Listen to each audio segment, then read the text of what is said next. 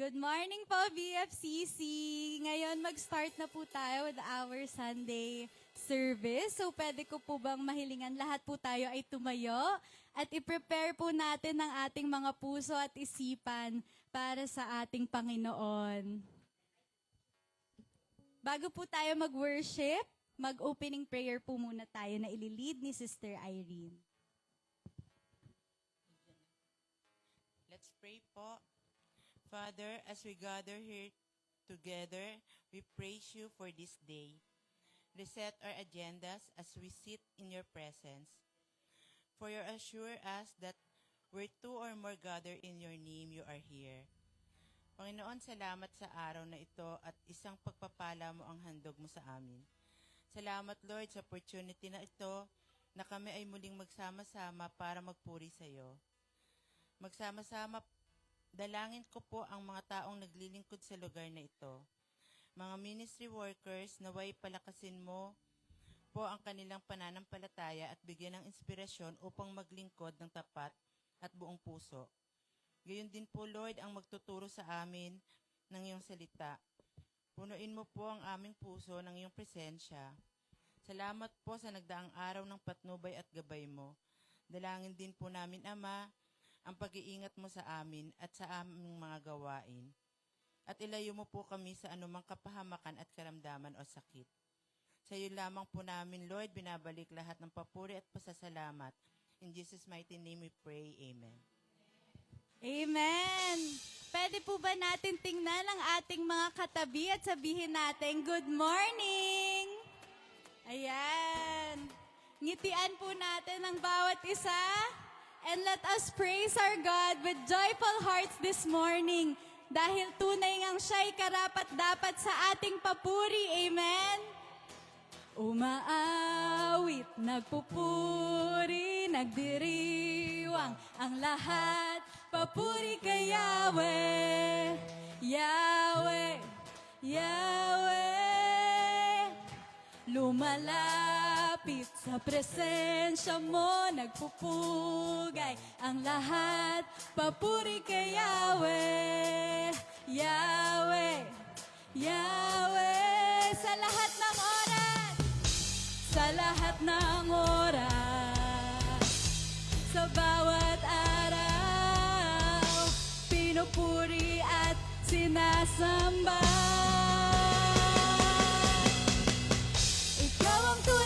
Diyos, hari ng mga hari, tapat kailanman, hindi nagbabago.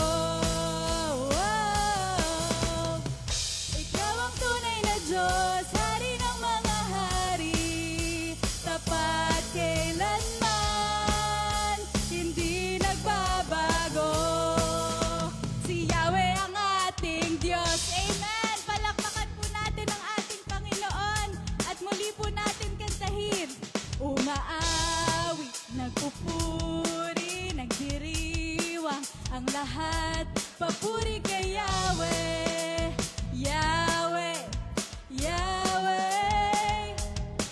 Lumalapit sa presensya mo, nagpupugay ang lahat. Papuri kay Yahweh, Yahweh, Yahweh. Sa lahat ng oras, sa lahat ng oras, sa bawat araw, pinupuri at sinasamba. Sabay-sabay po natin sabihin, ikaw ang tunay na Diyos, hari ng mga hari, tapat kailanman, hindi nagbabago. Amen!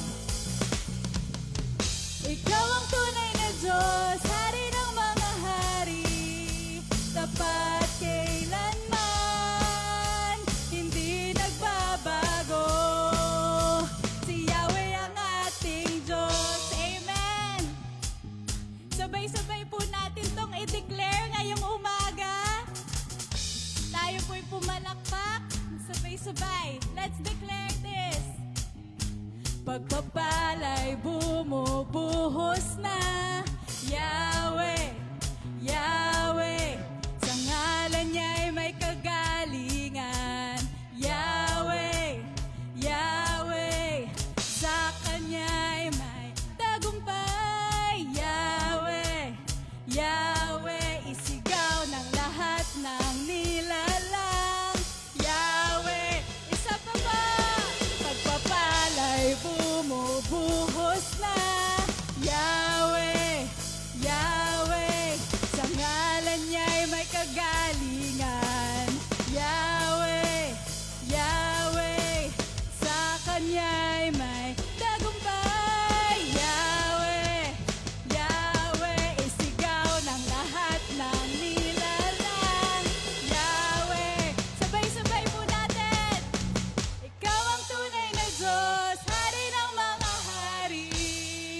tapat kailanman, hindi nagbabago.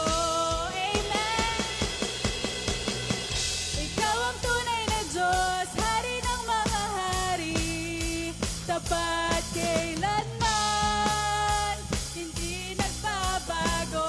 Sa huling sandali, sabihin po natin ulit, ikaw ang tunay na Diyos, Hari ng mga hari, tapat kailanman, hindi nagbabago.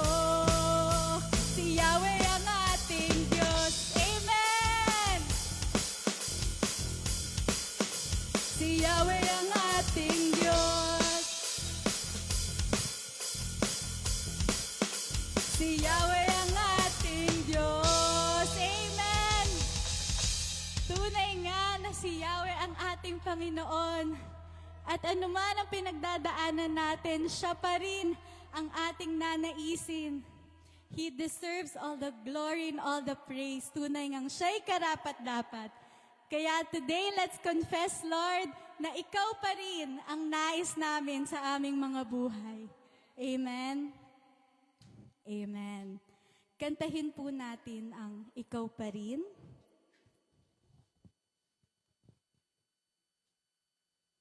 Amen. So ngayon po, dahil medyo onti lang po tayo ngayon, no?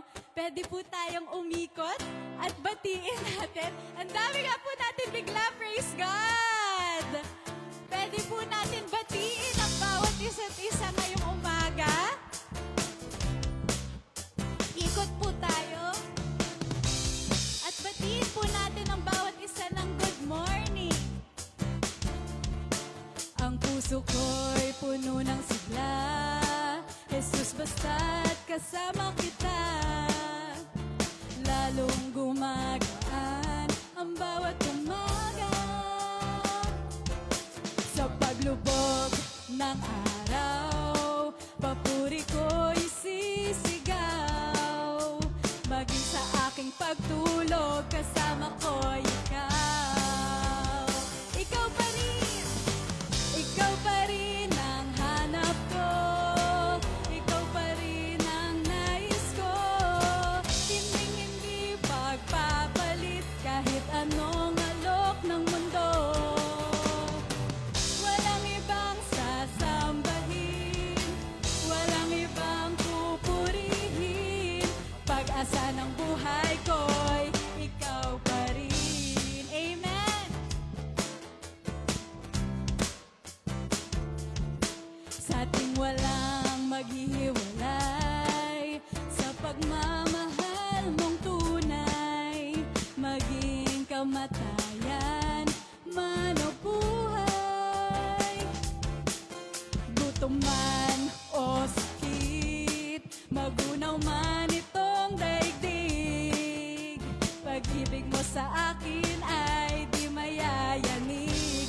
Sabay natin sambahin ang ating Panginoon. Ikaw pa rin ang hanap ko, ikaw pa rin ang nais ko. Hindi pagpapalit kahit anong alok ng mundo. Walang ibang sasambahin, walang ibang pupurihin. Pag-asa ng buhay ko'y ikaw pa rin. Ikaw pa rin, Panginoon. Ikaw pa rin ang hanap ko, ikaw pa rin ang nais ko. Hindi pagpapalit kahit anong alok ng mundo. Walang ibang sasambahin, walang ibang pupurihin. Pag-asa ng buhay ko'y ikaw pa rin. Pag-asa ng buhay ko, pag-asa ng buhay ko'y ikaw pa rin. Pag-asa ng buhay ko'y ikaw pa rin. Amen, amen. Tunay nga ang Panginoon, ikaw pa rin ang ninanais namin ngayong umaga. Kahit ano man ang dinadanas namin ngayon, anumang pagsubok at challenges, Lord, we know, Lord, that with you, we are victorious, Lord. And we want you, Jesus, Set aside, Lord, lahat ng distractions. Let us focus on you this morning, Lord, dahil, Lord, you are our one desire. You gave it all for me. My soul desire, my everything. And all I am is devoted to you. Yes, Lord, we want you, Jesus. How could I fail to see? You are the love that rescued me. And all I am is devoted to you. Yes, Father.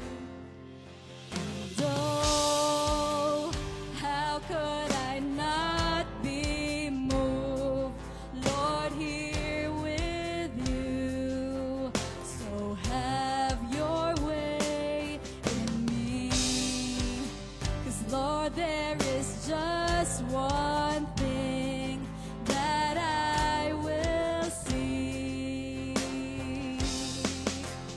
This is my cry, my one desire is to be where you are, Lord, now and forever.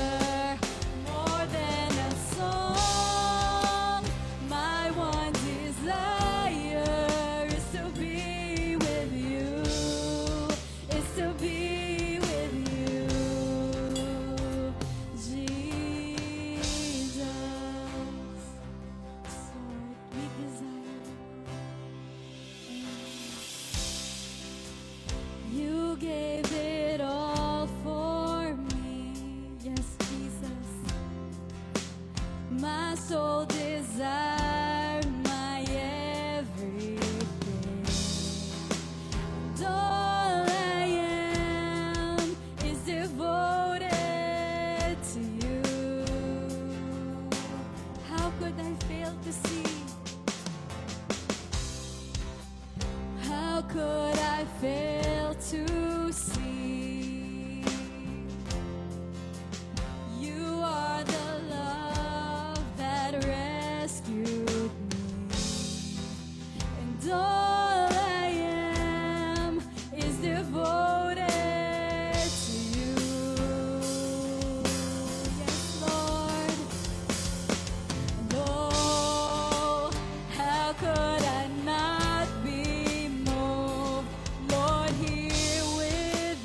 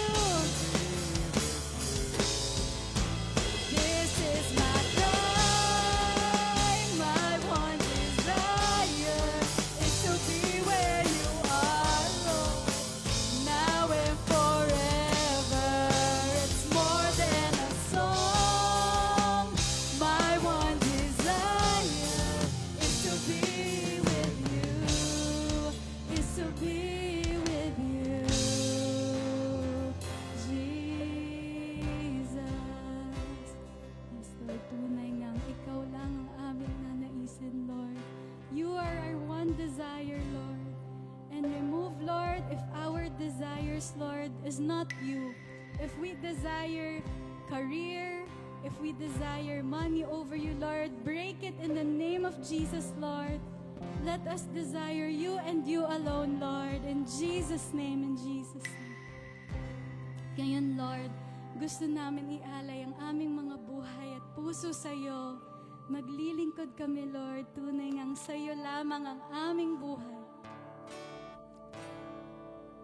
Amen. O Diyos, sa iyong lahat ang pagsamba't luwalhati, maging ang pinakamainam kong awit ay aawitin sa'yo.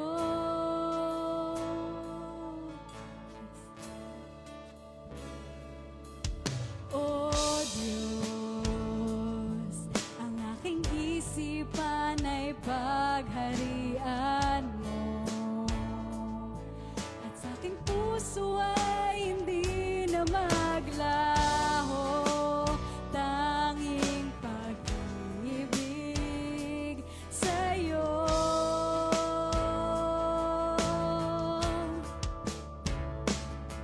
Ano pa ba ang maihahandog ko, liban sa buhay kong nanggaling sa'yo? Kung ano man sa sandali nito'y tangan, at mga bagay na tinuri ko yaman, ito'y hindi pa rin sapat sa alay na nararapat sa'yo. Panginoon, ikaw lang karapat-dapat ng aming papuri at pagsamba. O Diyos, sa iyong lahat ng pagsamba't luwalhati, maging ang pinakamainam kong awit ay aawitin sa'yo. Tunay ang ika'y karapat-dapat, Panginoon. O Diyos, ang aking isipan ay pagharian mo, at sa aking puso ay hindi na maglaho, tanging pag-ibig sa'yo. Ano pa ba ang maihahandog namin? Ano pa ba ang maihahandog ko, liban sa buhay kong nanggaling sa'yo?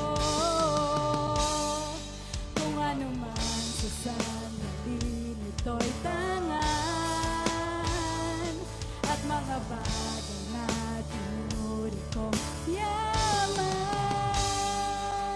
ito'y hindi pa rin sapat sa alay na nararapat. Ano pa bang maihandog ko, liban sa buhay kong nanggaling sa'yo? Kung ano man sa sandali nito'y tangan, at mga bagay na tinuri kong yaman, ito'y hindi pa rin sapat sa alay na nararapat. Ito'y hindi pa rin sapat sa alay na nararapat. Ito'y hindi pa rin sapat kahit ialay ang lahat sa'yo.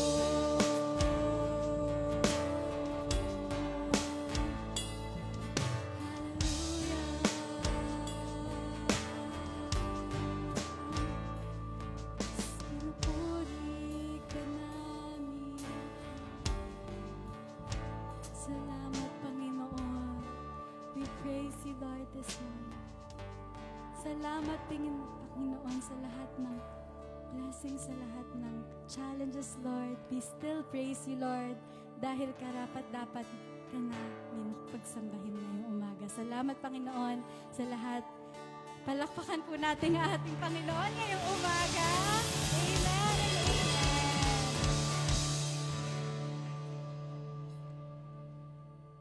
Ngayon po, manatili po tayo nakatayo for our scripture reading na babasahin po ni Dr. Evelyn.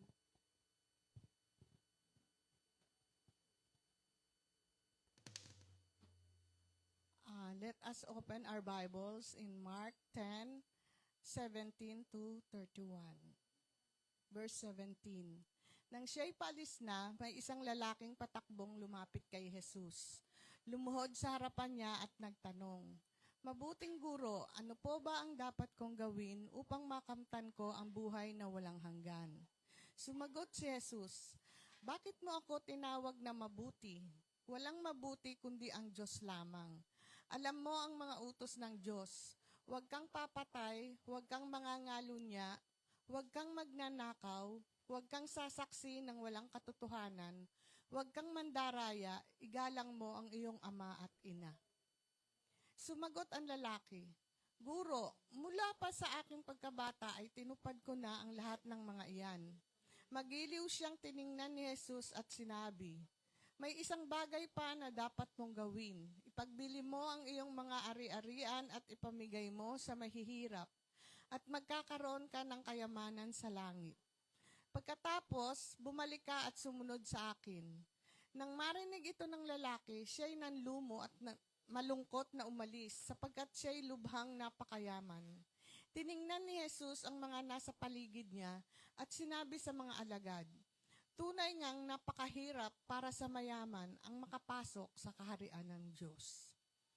Nagtaka ang mga alagad sa sinabi niyang ito. Ngunit muling sinabi ni Jesus, "Mga anak, talagang napakahirap para sa mga mayayaman na makapasok sa kaharian ng Diyos. Mas madali pang dumaan ang kamelyo sa butas ng karayom kaysa isang mayaman na pumasok sa kaharian ng Diyos." Lalong nagtaka ang mga alagad, kaya't nagtanong sila, "Kung gayon, sino pa kaya ang maliligtas?" Tiningnan sila ni Jesus at sinabi sa kanila, "Hindi ito kayang gawin ng tao, ngunit hindi ito imposible sa Diyos, sapagkat ang lahat ng bagay ay kayang gawin ng Diyos." At nagsalita si Pedro, "Tingnan po ninyo, iniwan na namin ang lahat at kami sumunod sa inyo." Sumagot si Jesus, "Tandaan ninyo, ang sino mang nag-iwan ng kanyang tahanan o mga kapatid, mga magulang, mga anak, mga lupain dahil sa akin at sa magandang balita, ay tatanggap sa buhay na ito ng 100 ulit pa ng mga iyon. Mga bahay, mga kapatid, mga ina, mga anak, at mga lupain. Ngunit may kalakip na pag-uusig. At sa panahong darating, magtatamo siya ng buhay na walang hanggan. Ngunit maraming nauuna na mahuhuli at maraming nahuhuli ang mauuna." Thank you for the reading of thy word. Let's sit. Ayusin po.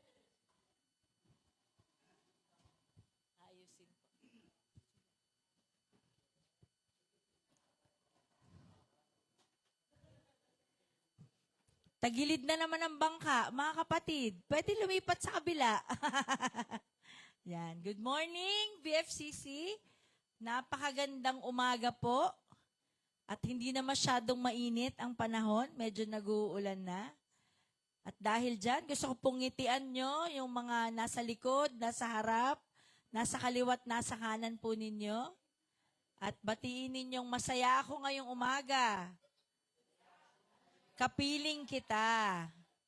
Yan. Alam nyo, nung art workshop, ang tinuro ko po sa mga bata, bakit hindi tayo magkakamuka?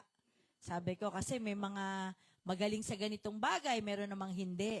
Pero kahit ano ka pa, sabi ko sa mga bata, God loves you just the way I am. Tapos sabi ko, o tingnan nyo yung katabi nyo. Sabi, titingin na naman sila. Sabihin nyo, nagpapasalamat ako sa Diyos. Sabay-sabay sila.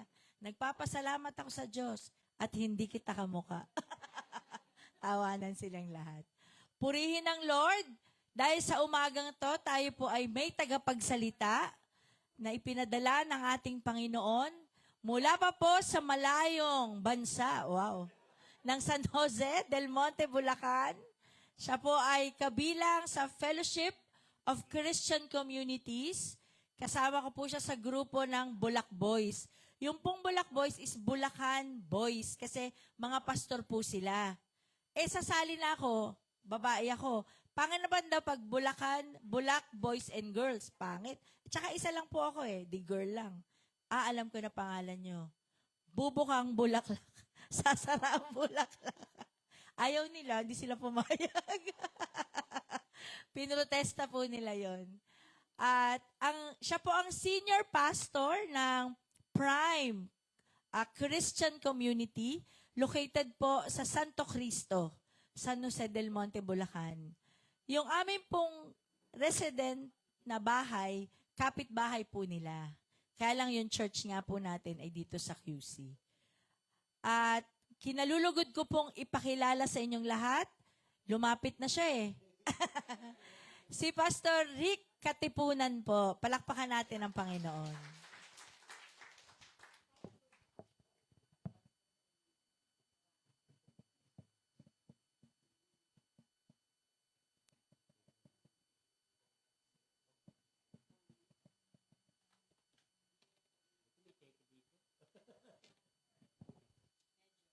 Praise God. Ayan. Magandang umaga po, mga kapatid.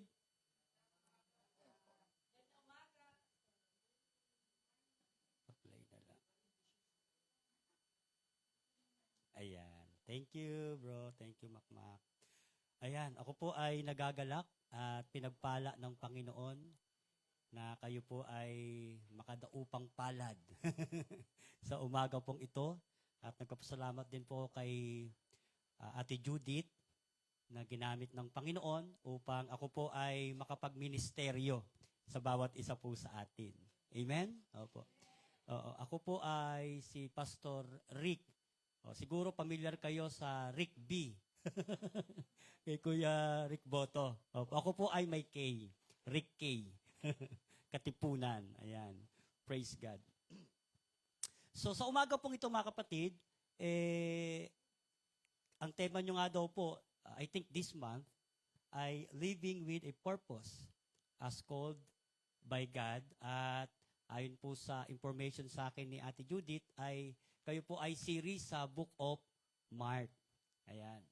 At napakaganda na po ng inyo pong series. At humingi ko ng pasensya kay Ate Tess kasi mahaba yung ating ay, Ate Evelyn, sorry. Mahaba yung ating scripture reading. Oo, pero tahanan sa FB Live. Ano po yun? Yung 4 Gospels? Number 1? Matthew. Number 2? Mark. Ayun. Number 3? Luke. And number 4?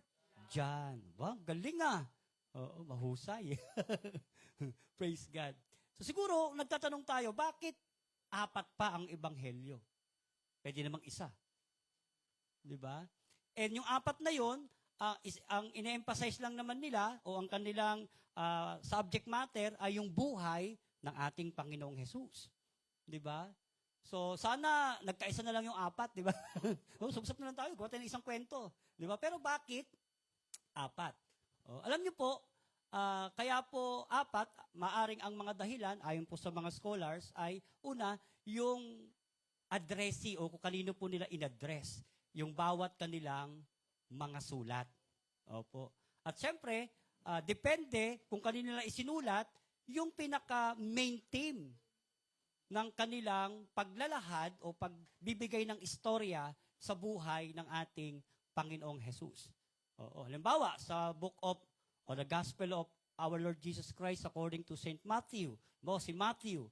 Si Matthew kasi, yung kanyang sulat, yung paglalarawan niya ng buhay ni Jesus, ito ina-address niya sa mga Hudyo.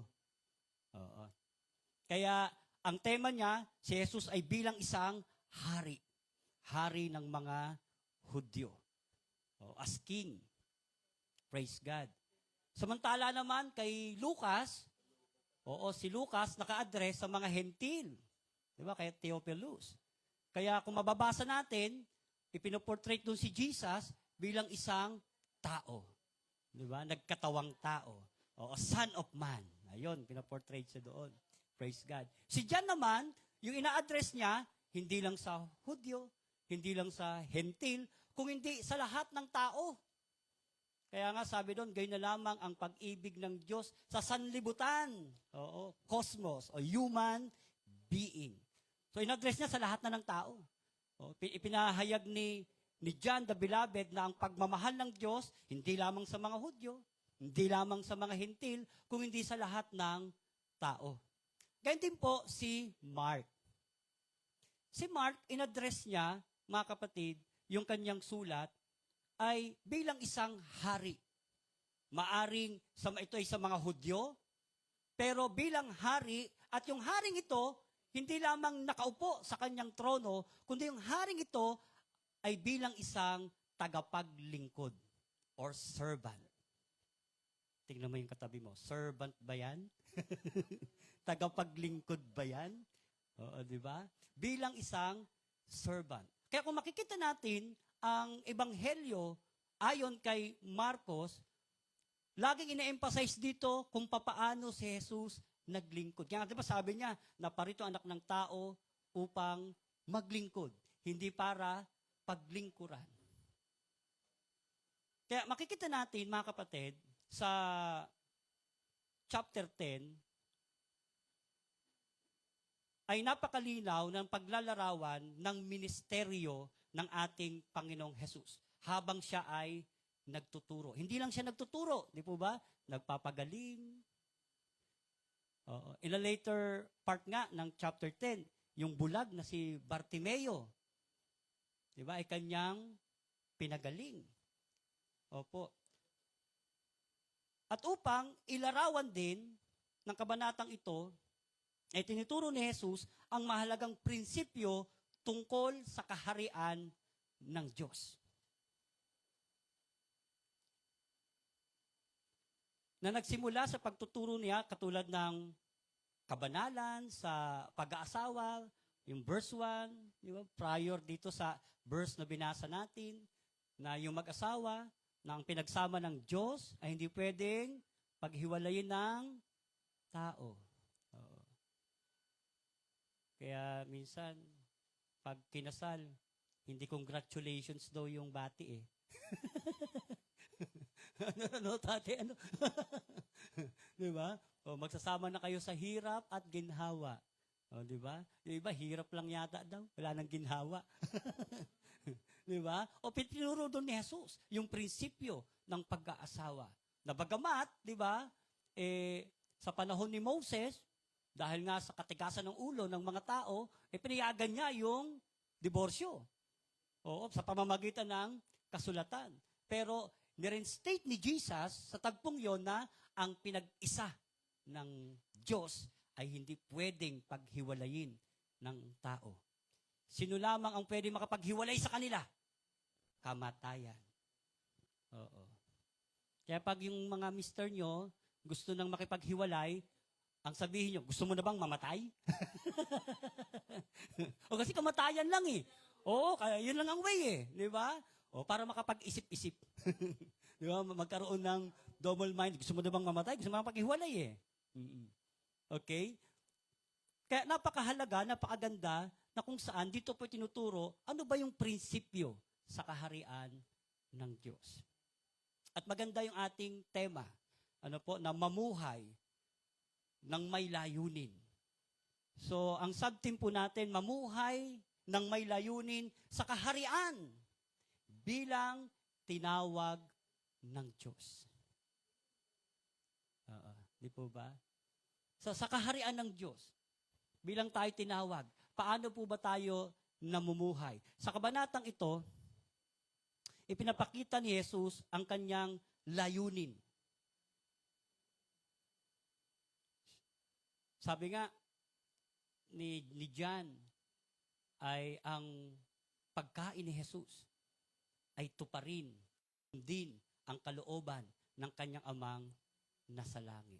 Ibig sabihin, kahit po si Jesus alam ni Jesus yung prinsipyo sa kaharian ng Diyos.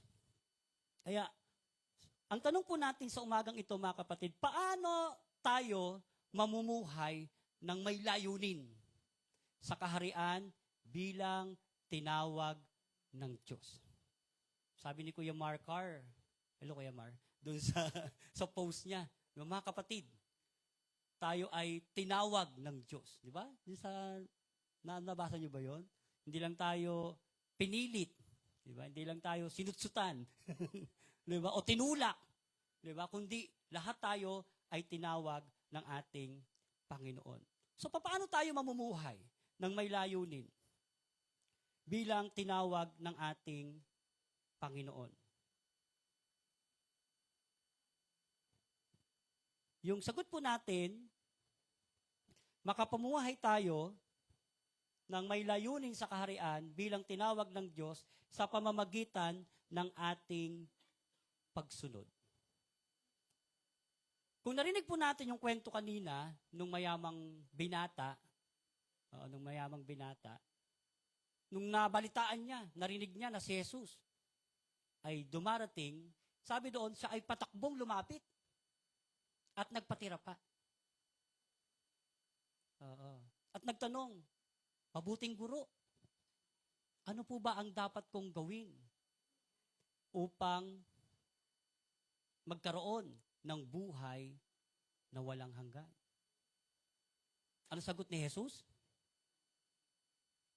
Sundin mo yung mga utos. Huwag kang ganito, huwag kang ganyan, huwag kang ganon, huwag kang matutulog sa preaching, huwag kang... hindi. Sundin mo yung mga utos. Ano sabi ng binatang mayaman?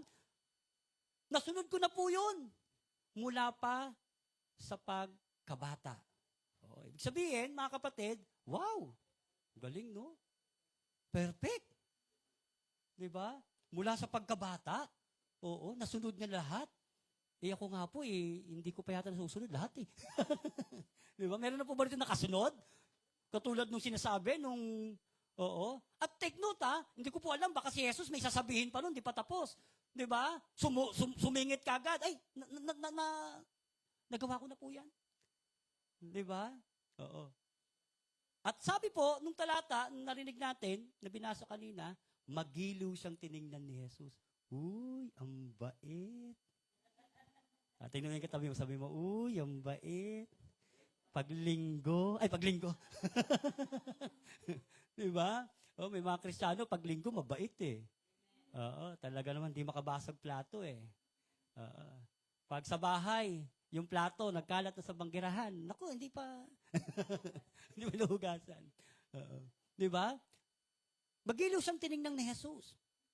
Pero sabi ni Jesus, may isa pang kulang. Grabe, no? Kung tayo titingin sa taong yon, perfect. Baka siguro maraming plaque yun, maraming certificate of recognitions. Diba? Pero sabi ni Jesus, meron pang kulang. Ano po raw yung kulang? Ipagbili mo yung lahat ng ari-arian mo na meron ka. Grabe. At dahil daw po, sa sobrang yaman, di ba? Sa sobrang yaman nung binata, siya ay malungkot. Bakit? Kinakailangan pa na ibenta, di ba? Yung lahat ng kanyang ari-arian. At sabi ni Jesus, sige, pagkatapos mong ibenta yon, sumunod ka sa akin. Kaya dito makikita natin, mga kapatid, na tayo ay makakapamuhay ng may layunin sa kaharian ng Diyos bilang kanyang tinawag ay sa pamamagitan ng pagsunod. Masunurin ba tayo? Ako po kung si Pastor Rick, di ba yung pangalan ko, Katipunan. Alam niyo naman ang mga katipunan. At tapang atao yan. Di ba? Mga sumugod yun sa mga mga Kastila. Atapang atao, hindi atakbo.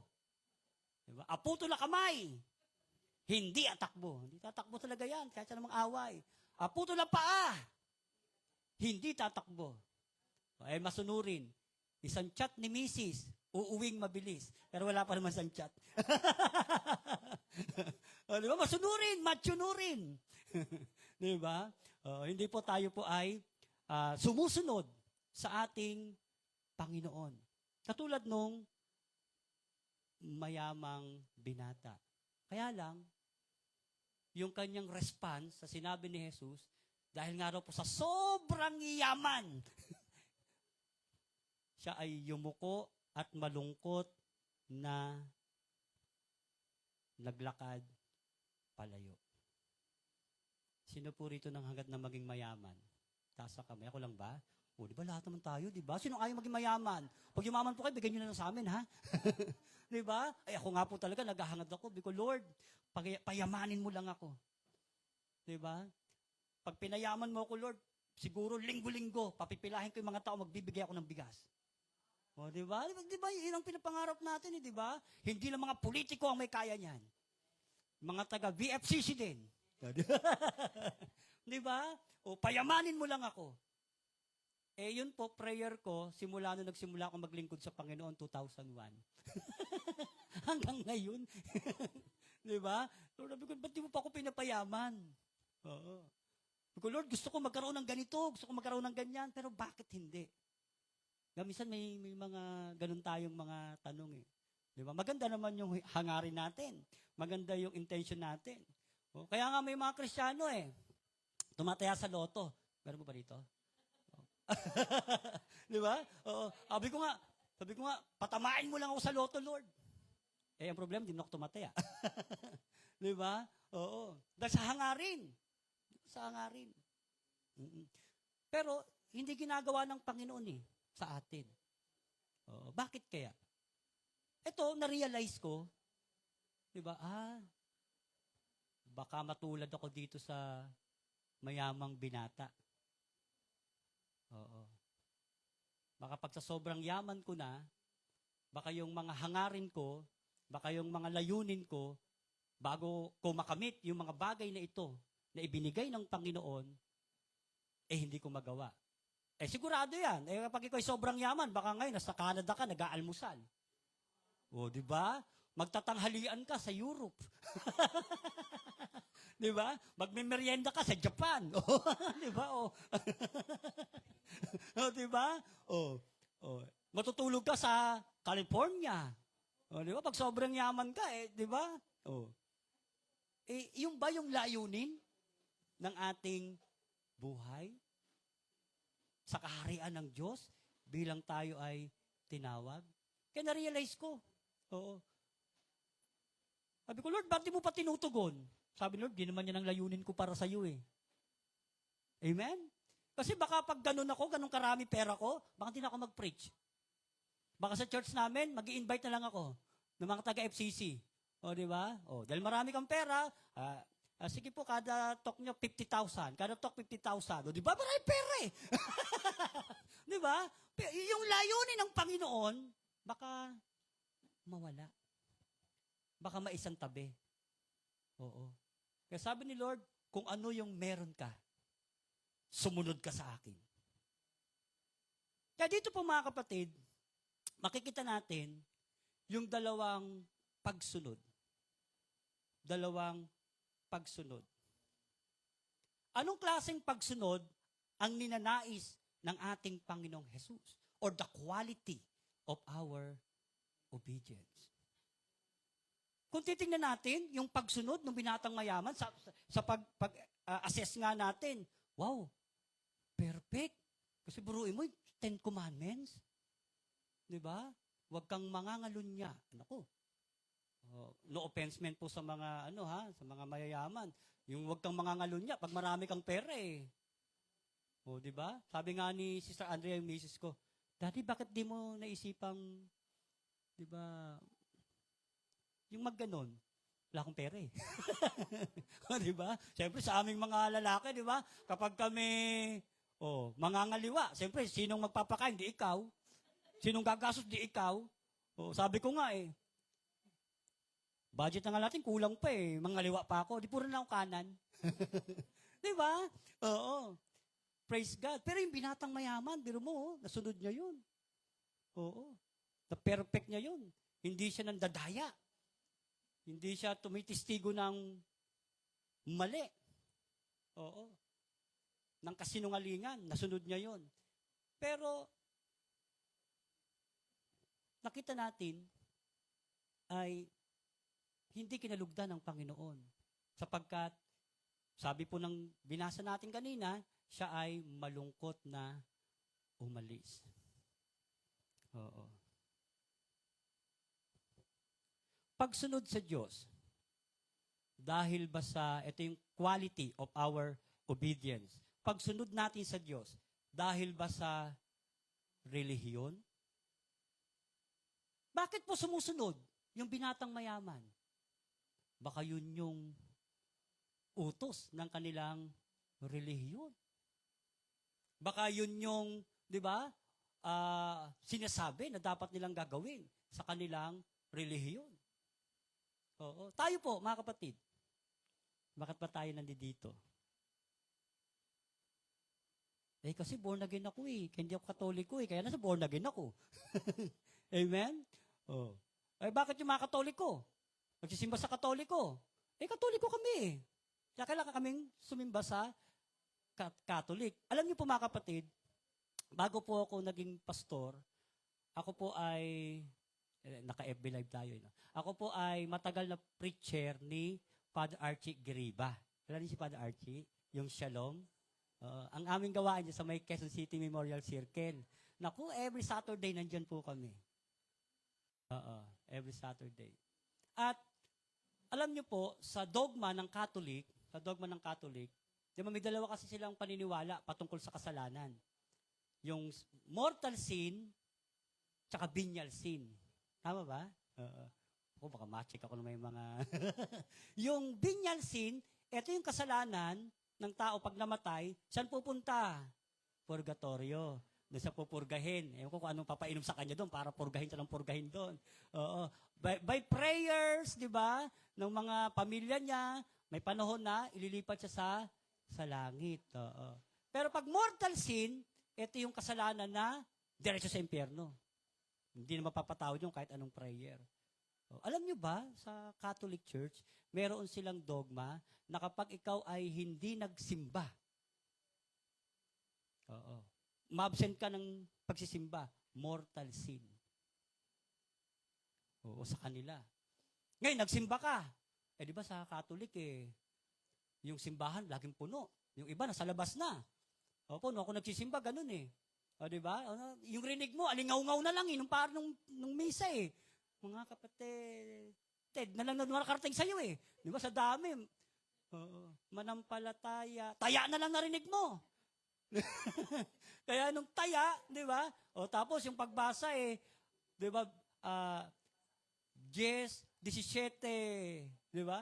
Narinig na lang sa'yo, 10:17. Tatayaan ko nga yun. Taya daw eh. Di ba? Sa dami. Oo. Minsan gagawin na, uuwi na tayo. Di ba? Ganun eh. Pag natapos yung misa,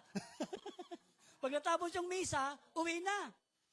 Ay, alam nyo ba, sa dogma nila, mortal sin yun. Oo. Ang gagawin daw, mga kapatid, halimbawa, nagkaganon, umatin ka, marami ng tao, tapusin mo muna daw. Tapos susunod na misa, pasok ka, mag-next batch ka. Misa ka uli. Kailan ko lang po natutunan yun? Kasi nung ako po ay wala pa sa Panginoon, ang ginagawa ko lang nung magsisimba, pag birthday ko, Pasko, 9 mornings, ano yung 9 mornings? Simbang gabi. Bakit simbang tabi? Kasi masarap magsimba ng gabi eh. May partner kayo eh. Di ba? Simbang tabi. Kaya yung partner mo, susunod na simbang gabi, bukol na yung tiyan nun. 3 na kayo. Di ba? Ayun, simbang gabi. Ayun. Pag may patay, kasi ililibing, papasok ka sa simbahan, noon ganun lang ako magsimba. Di ba? Nakakalungkot. Di po ba? Na yung pagsunod sa Panginoon, baka base lang sa relihiyon. Oo. Kaya nga chicken natin, tayo po. Bakit ba tayo nandito? Bakit pa tayo kumakanta, tumutugtog? Choir kami, yan ang tinuro sa akin eh. Mag-choir daw ako, kumanta daw ako eh. O kaya, kumakanta lang ako. Di ba? O, bakit nandito tayo? Baka, suriin natin yung pagsunod natin. Oo. Mahalaga yung pagsunod na ginawa ng mga alagad. Sumusunod sila dahil sa relasyon. Oo, ito yung mga alagad. Okay? Na sabi nga ng mga alagad, Panginoon, nakita nyo? Sumunod kami sa iyo at iniwan namin ang lahat. Di ba? Samantala naman, yung mayaman na binata, nung sinabi ni Jesus, iwanan mo, hindi niya nagawang iwanan. Or ipamigay mo ipagbili mo, ipamigay mo sa mahihirap, hindi niya nagawa. At siya ay malungkot na umalis. Oo. Ito po yung nais ng Panginoon na pagsunod natin sa Kanya. Na tayo ay sumusunod dahil meron tayong relasyon. Oo. Sa mag-asawa, bakit po ba kayo nagsusunuran sa isa't isa? Asawa ko yan eh. Diba? Tungkulin ng babae, di ba? Paglingkuran ng kanyang asawa. Asawa ko yan eh. O, bakit ba yung mga lalaki, di ba? Nagpapagod sa kanilang pamilya. Ako'y lalaki eh. Minsan baka religion din eh. Kung ano yung, di ba? Nakaugalian, nakagisnan, itinuro. Pero baka yung malalim, yung relasyon, nawawala. Kaya pag ganon, baka madaling mapagod, madaling magsawa, madaling manghinawa. Oo, Zimbabwe. Alam niyo Zimbabwe? Simba-uwi, simba-uwi, simba-uwi. Di ba? Baka ganun yung mayaman eh. Di ba? O, sa kanilang relihiyon, di ba? Judaismo siya eh. O, Hudyo siya eh. O, sisimba, mag-o-offer, uuwi. Sisimba, mag-o-offer, uuwi. Ano yung nakalimutan niya? May nakalimutan siya sa kanyang pagsunod eh. Tingnan natin mamaya. So kapag ang ating pagsunod ay base lamang sa relihiyon,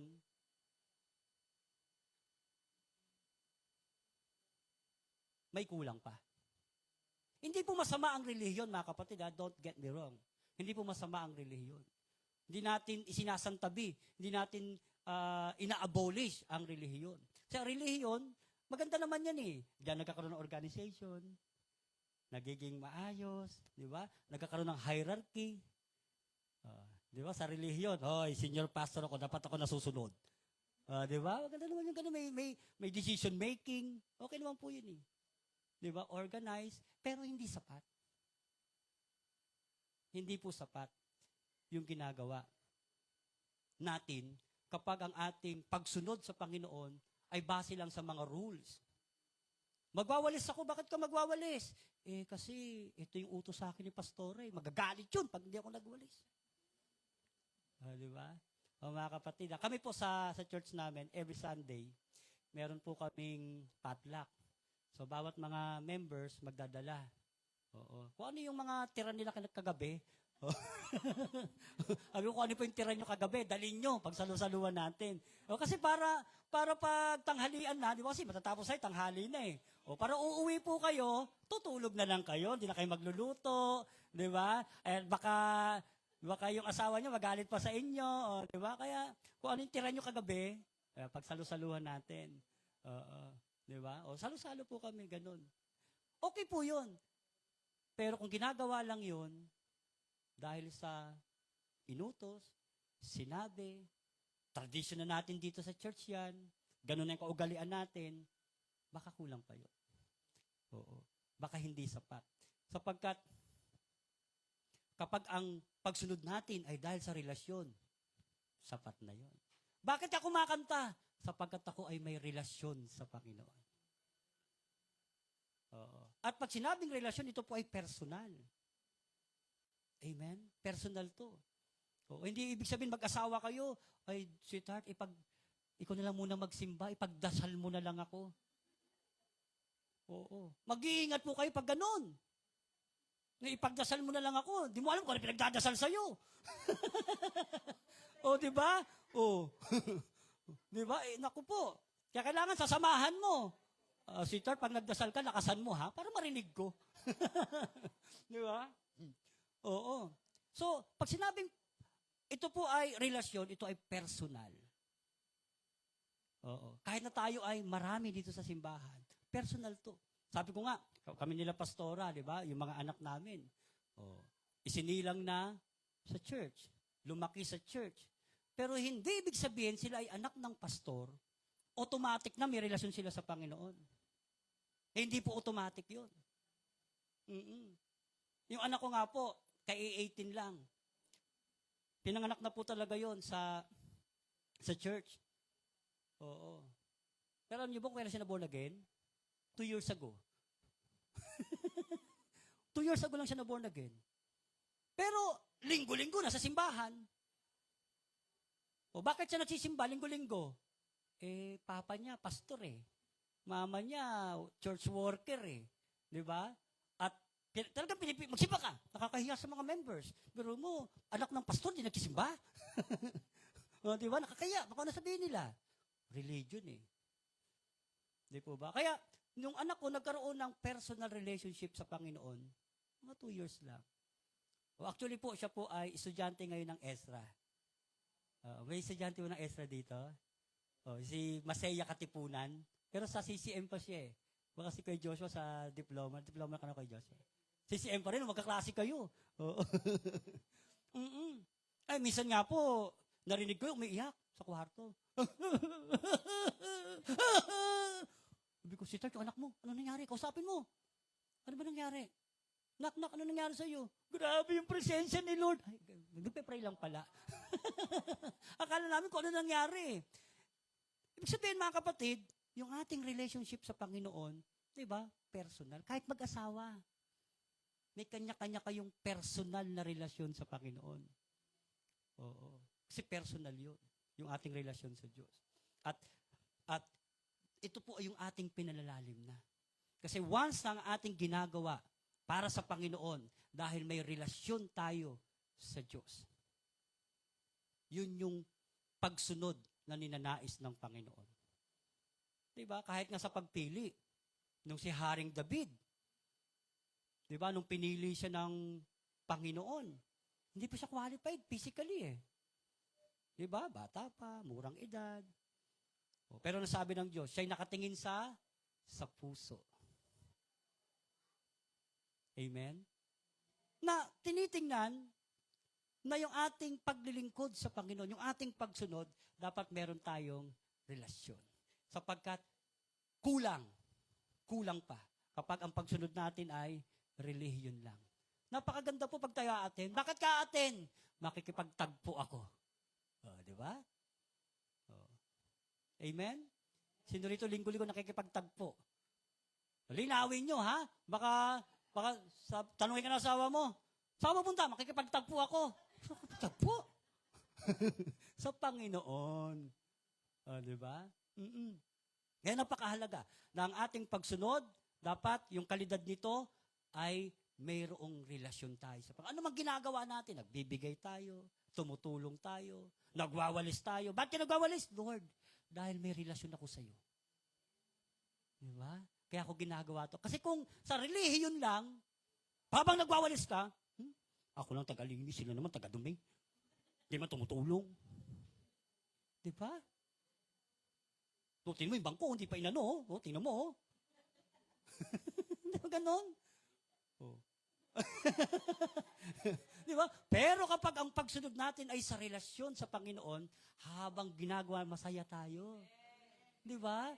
Di ba mga mami, pag nagtitimpla ka ng kape dahil mahal mo si mister, di ba ang saya ka eh. Di ba? Kumakanta-kanta ka pa eh. Di ba? Lalo kapag kabibigay lang ng sahod, ay naku po, talaga naman. Alokin mo, dear, gusto mo kape? Di ba? Amen? Ibig sabihin, kapag ang ating ginagawa sa Panginoon ay dahil may relasyon tayo sa Kanya, ay mga kapatid, yun yung magiging basehan natin sa masayang ginagawa natin para sa Kanya. Kahit pagod tayo. Another thing, kapag relihiyon, ito yung tradition lang eh. Ako, hindi ko naman inaano yung mga kapatid nating mga Katoliko, di ba? Pero pagdating sa tradisyon, talagang, sa amin sa Santo Cristo, kaka-fiesta lang. Ay naku, mula May 12 fiesta sa amin eh. Mula May 1, may mga ano yan. May mga event.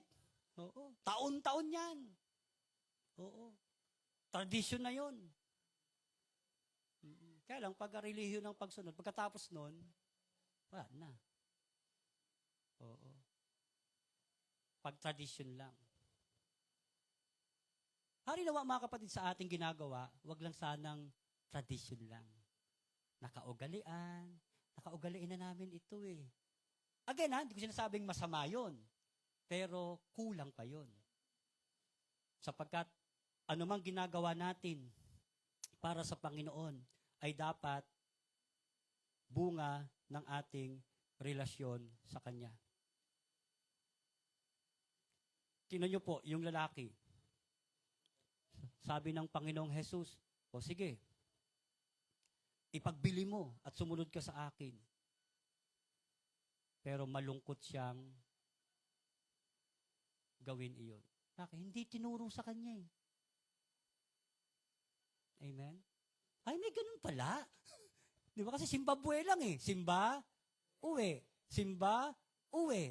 Hindi tinuro ng relihiyon na simba, tulong, paglingkod, di ba? Uwi. Alam niyo po ako mga kapatid, ako po ay empleyado ng barangay namin sa Santo Cristo. Oo. Ako po ay lupon clerk. At minsan, kasi gumagawa rin po ako ng certification, pag magawa po kayo sa Santo Cristo, dalawan niyo po ako sa barangay. Papakapihin ko po kayo. Opo. At minsan, pag kami po ay gumagawa ko ng certification, ako po minsan, di man ako politiko, ito papuri po sa Panginoon ha. Pastor, baka meron ka dyan. Ha? Isip-isip ko, ha? O sige po, hati tayo. At naku po, yun yung laging inaano sa akin ni Mrs. Yan ka na naman, yan ka na naman. Yan ka na naman. Sabi ko, tumutulong lang naman tayo eh. Okay lang naman yun. Kasi minsan, di ba? Tayo, minsan naaabuso tayo eh. Di ba? Kahit na alam na natin, sige, bigay pa tayo ng bigay. Anyway, conviction na natin yun. Kung kinukonvict tayo na gawin yun, why not? Kung kinukonvict ka na, para kang, pwede naman humindi eh. Pag kinukonvict ako na, para yatang tuturo ko sa kagawan, doon po si Consi, doon po kayo, doon po. Diba? Kasi nagkagboto niya yun eh. Amen? Praise God. So, kapag sa relasyon, ang ginagawa natin, ito ay may pagmamahal. Ang nais ng ating Panginoon, Jesus sa ating pagsunod, ay dahil sa ating pagmamahal. Tingnan natin yung tanong ng binatang mayaman. Nang siya'y paalis na, may isang lalaki patakbong lumapit kay Jesus. Sabi ng verse 17. Lumuhod sa harap at nagtanong, Guro, ano po ba ang dapat kong gawin upang magkamit ng buhay na walang hanggan? Ang magandang tanong po dito, sa palagay ko, kasi ganun yung gospel di ba? Pag ikaw narrative yan Pwede kang magano ng possibility. Ang tanong niya, ano po ang dapat kong gawin para magkamit ng buhay na walang hanggan? Okay naman yung tanong, pero ang magandang tanong siguro, kapag tayo ay naglilingkod dahil sa pagmamahal, hindi yung ano ang dapat kong gawin, kundi ano yung gusto mong gawin ko. Magkaiba po yun Amen? Ano yung dapat kong gawin? Pastor, ano ba yung dapat kong gawin? Dapat, yung word na dapat. Diba? Nagpapakita na ayon sa rules, ayon sa nakagisnan, di ba? Dapat Pero ang magandang tanong ay, Panginoon, ano yung gusto mong gawin ko? Naku, itanong niyo po yan sa asawa niyo. Dear, ano bang dapat kong gawin para maging maligaya ka? Ay, nako po. Di ba? Hindi. Kahit sa anong relasyon, magkakaibigan. Di ba? Oh, magkaka-church. Mga kapatid, ano yung dapat kong gawin? Di ba? Kasi kapag yung ano yung dapat kong gawin at hindi yung ano yung gusto mong gagawin ko, parang self-serving yun eh. Amen? Sabi nga, pang sarili lang. O tinan niyo po yung mayamang hangal ha, anong dapat kong gawin upang magkamit ng buhay na walang hanggan? Alam niyo po, chinek ko po yung iba't ibang mga relihiyon base sa kanilang pagsunod. Oo. Maliban, syempre, sa kumikilala sa Diyos, katulad ng Buddhist, Hinduism, and among others, ay ginagawa nila yon para sa sarili nila. Oo. For their own benefits. Bakit ka ba nagsisimba? Para pagpalain ako? Ay, naku po. Ako po ay naglingkod sa Panginoon, tinawag ng Diyos, hindi maganda talaga ang motibo ko. Kasi po yung unang nag-attend po sa amin sa gawain, yung mother ko, nag-shalom. Padre Archie, nag-shalom sa amin sa Montalban. Dati taga Montalban po ako bago ako naging taga Santo Cristo. Eh noon po, bago ako sa gawain ng Panginoon, ang pinaka hobbies ko noon, ang pinaka-bisyo ko noon, ay sugarol talaga ako. Lahat ng sugal, alam ko yan, sa baraha. Tong 8, 41, Lucky 9. Oo. At ang pinaka-ano ko, Mahjong. Ayan. Eh, wala pa naman akong trabaho. Sabi ng nanay ko, Nak, sama ka sa Shalom. Attend tayo doon. Ay, ayoko doon. Para mga baliw yung mga tao doon. Pero mo, tatayo. Praise the Lord. Tatawa. Mamamaya, iiyak. Ayoko doon. Ay, hindi ako naano ng nanay ko. Hindi ako nayaya. Mga baliw mga tao doon. Hallelujah, hallelujah. Sus. Sumunod na linggo, naksama ka. Ayoko nga po, huwag niyong pilitin. Sige, di kita bibigyan ng pera. O, di ba? Eh ako, wala pa naman akong hanap buhay. Inisip ko, pag di ako sumama, wala akong pera. Pag wala akong pera, wala akong pangsugal. O, di sumama na ako. O, di ba? O, bakit ako sumama? Pansarili. Di ba? Ito hindi man po masama, ba't maraming Kristiyano gusto lagi magsimba pag may problema. Di ba? Bakit? Eh, para answered prayer, para pagpalain. Hindi po masama yun. Pero kung sa ating paglilingkod, sa pasimula, okay yun sa simula. Di ba? Oo. Eh ako, kaya rin ako, bukod doon sa ginawa ng nanay ko sa akin, di tuloy-tuloy na ako. Oo. Nagsisimba na ako sa circle. Hindi pa po ako preacher noon sa Shalom. Nasa unahan ako lagi. Oo. Bakit ako nasa unahan? May crush akong choir. Yun ang inspirasyon pag nagsisimba. Naku po, talaga naman. Yung iba nakapikit, ako nakadilat. O, diba? Oo. Naku po. Iba yung motibo eh. Di ba? O, tingnan mo yung katabi mo. Ba't kaya nagsisimba ngayong araw yan? Di ba? Minsan pang sarili. Pero kapag ito ay ayon sa relasyon, ang ating pagsunod ay handang magsakripisyo. Amen?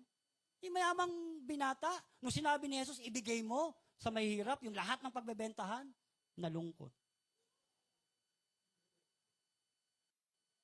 Kaya sabi ni Jesus,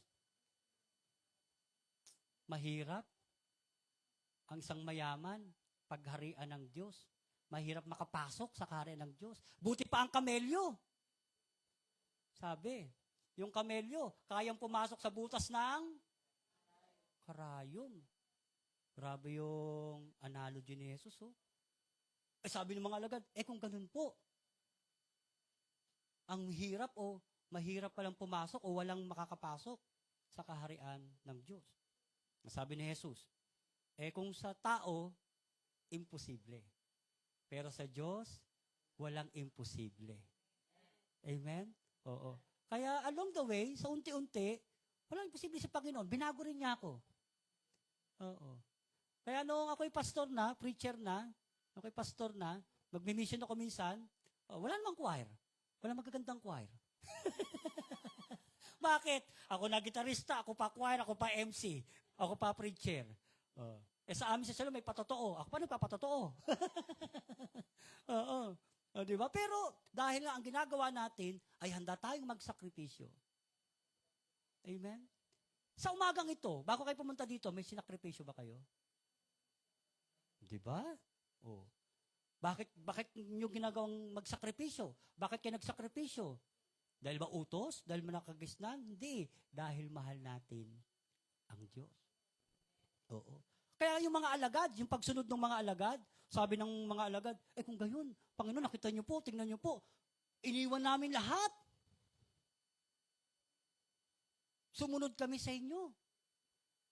Oo. Noon po kasi yung mode ng pagsunod nila talagang literally, physically. Di ba? Sasama talaga kay Jesus. Oo. Di ba? Para lang maipakita nila yung pagsunod. Ganun ka-personal yun. Tingnan nyo po, iniwan namin lahat at sumunod kami sa inyo. Sabihin, handang magsakripisyo. Mga kapatid, may mabuting balita. Ano yung mabuting balita? Ang paglilingkod natin sa Panginoon, hindi laging masaya. Magandang balita ba yun? Hindi laging may pera. Amen? Hindi laging bati-bati. Minsan, nagkakatampuhan din. Tingnan mo yung katabi mo. Katampuhan na ba kayo niyan? Di ba? Minsan, nagkakainisan. Tama? Oh. Kahit nga kami mga pastor, minsan, kinaiinisan kami. Sino magpipreach? Yan na naman. Kaya sa amin sa Shalom kasi po sa amin, mga kapatid, bawat chapter, iba-iba yung monthly kasi may nagpapalitan kami monthly. Oo, iba-iba yung nagtuturo, nagpipreach. Kasi sa Shalom siguro kung maalala ko po, sobra kami 30 ng mga preacher doon nagpapalitan. So may kanya-kanya kaming chapter. Doon na uso yung silip-silip. Ano yung silip-silip? Sino kayang preacher? Sisilipin muna titingin muna sa simbahan sa kapil, sino kaya? Ay, si Brother Rick, nakakaantok yan. Ayoko nga, next time na lang ko atin. Di ba? Minsan ganun, di ba? Sino kayang preacher? Ay, may in-invite. Ay, sino ba yung in-invite na yun? Rick daw eh. Baka hindi maganda mag-preach yun. Next week na lang ko atin. Online. Hindi, mati naman online eh. Di ba? Minsan ganun. Praise God. So mga kapatid, kasama po sa ating pagsunod ang sakripisyo. Kahit minsan, wala kang pera, pero kailangan mong umatin. Kahit minsan may problema kang mabigat, pero kailangan mong umatin. Kailangan magsakripisyo. Kahit minsan, di ba, nag-away kayong mag-asawa. Kung kailan aatin na kayo, saka pa kayo nag-away. Paalis na lang, di ba? Saka pa kayo nag-away. Atin tayo, kahit mag-away tayo. May mag-asawa po ba dito? Ayun sila ate. Ayun no. Alam niyo po sign yan, pag hindi magkatabi ng upuan. Magkaiwalay yan. At least magkatabi sila kuya. Bati sila kanina. Diba? Kahit may problema, kahit may pinagdadaanan, kailangan magsakripisyo. Glory to God. Believe nga ako kay Ate Judith. Di ba? Gagaling pa ng, di ba, Bulacan. Nakaka-relate ako nung nakakaraang panahon. Kasi po, dati ang mode namin, ganun din. Yung simbahan namin dito sa may perya. Nung nawala na kami sa Shalom, nag-born again na kami sa perya. From Montalban to Perya Commonwealth. Ganun kami nag-ano. Bit-bit ko yung anak ko. Naku po. Dala yung gatas, yung dede. Bit-bit, sakripisyo. Sabi ko, Lord, hindi naman po ako nagre-reklamo. Kailan kaya kami matitigil sa ganito? Di ba? Salamat sa Panginoon, dinala kami sa prime. O, at ang naging mode na sa amin, kung saan kayong church, yun ang hahawakan nyo, doon na kayo titira. O, yun. O, kaya, salamat sa Panginoon. O, walking distance na lang yung church. O, di ba? Oo. At hindi lang walking distance, nagbigay pa sila ng tricycle. O, di naka-tricycle pa. O, di ba? Sosyal.